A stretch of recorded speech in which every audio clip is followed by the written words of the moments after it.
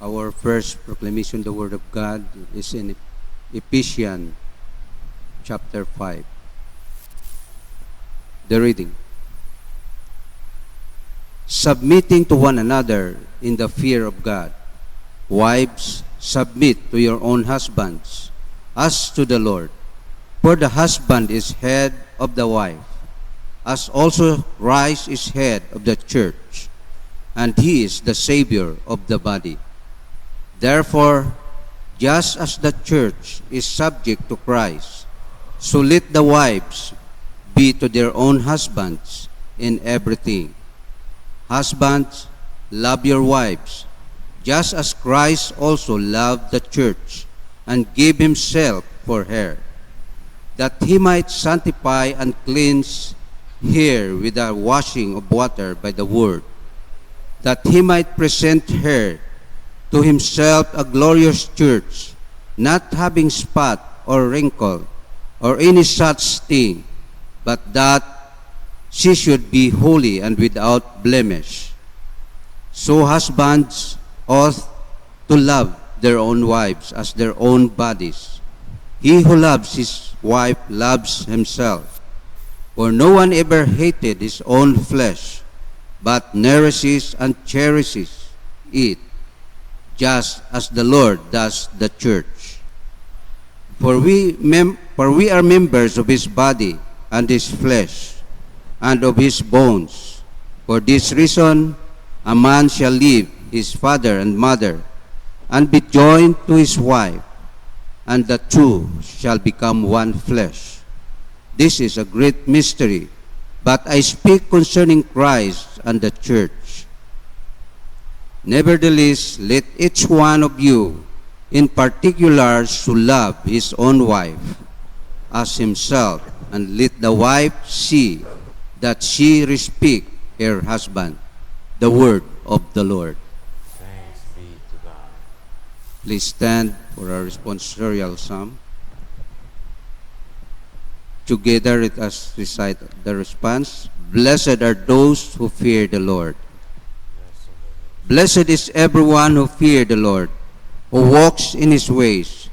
When you eat the labor of your hands, you shall be happy, and it shall be well with you. Response. Blessed are those. Your wife shall be like a fruitful vine in the very heart of your house. Your children like olive plants all around your table. Response. Blessed are those who fear the Lord. Behold, thus shall the man be blessed who fears the Lord. The Lord bless out of Zion, and may you see the good of Jerusalem all the days of your life. Response. Blessed are those who fear the Lord.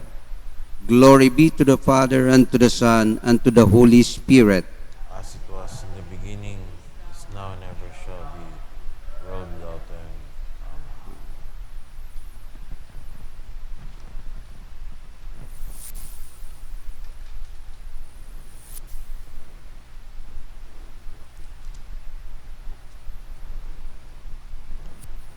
The Lord be with you. The Holy Gospel of our Lord Jesus Christ according to St. Luke chapter 13. Glory to you, Lord Jesus Christ. Then he said, "What is the kingdom of God like, and to what shall I compare it? It is like a mustard seed, which a man took and put it in his garden, and it grew and became a large tree, and the birds of the air nested on its branches." And again he said, "To what shall I liken the kingdom of God? It is like leaven, which a woman took and hid in 3 measures of meal, till it was all leavened." The Gospel of the Lord. Lord Jesus Christ. Please be seated.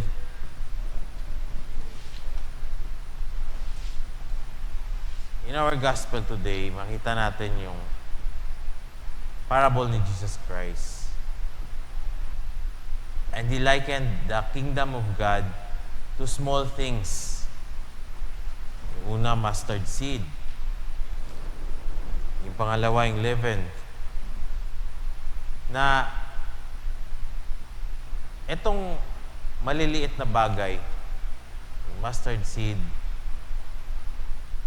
it would grow sa nagiging malaki. From a seed, naging tree. From leaven or yeast na hinalo niya sa dough, eventually lahat naging leaven. Maliit lang, pero malaki yung effect. Ang hinihingi sa atin ng Panginoon, small things. He did not require us na to act like a CEO or parang general or mag-isip na kapareho ng mga philosophers or pareho ng mga scientists. Maliit lang na bagay ang hinihingi ng Panginoon. Kaya nga sabi sa Milo, no, great things start from small beginnings. Si Saint Therese of Lisieux, sabi niya sa sarili niya, hindi daw siya kagaya ng ibang mga saints na parang puno, malalaki. Isa lang siyang bulaklak na maliit. Doon lang sa baba. Hindi siya kagaya ni Joan of Arc who was able to fight wars. Hindi siya kagaya ni Saint Thomas Aquinas na great theologian siya. Dami niyang libro na nagawa. Si Saint Therese, andun lang siya sa convent. She's a nun. And ano pa, bata pa lang siya. Actually, she died at the age of 24.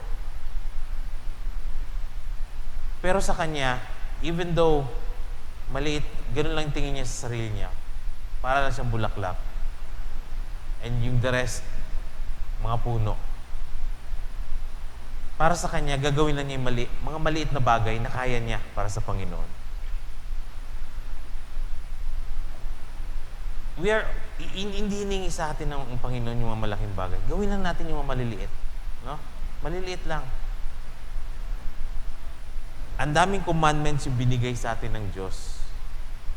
Pero, sabi nga, the greatest commandment is to love God with all your heart, with all your mind, with all your soul, and with all your strength, and to love your neighbor. Yun lang kasimple, to love God and to love your neighbor. Simple lang, no? Sa parable of the talent, God gave 10 talents, 5 talents, 1 talent. Mga maliliit lang. But if you are faithful, dadagdagan ng Panginoon. As well yung sa commandment ng Panginoon that to love God and to love your neighbor. Ganun lang kasimple. But if you're able to do that, nagagawa mo lahat ng commandments. And Jesus Christ wants us to have a childlike attitude. No? Childlike faith. Na, kaya maliit na bata, yun yung hinihingi sa atin ng Panginoon. Maging ganun tayo. Maliliit na bagay. Yun lang hinihingi sa atin ng Panginoon. But if we are faithful in those small things, it will grow. Just like the mustard seed, naging malaking puno. No, si Bishop Dick, he started out usher sa church. Nagliligpit lang siya ng mga upuan. But he is faithful to that small things. He is faithful sa small ministry na binigay sa kanya.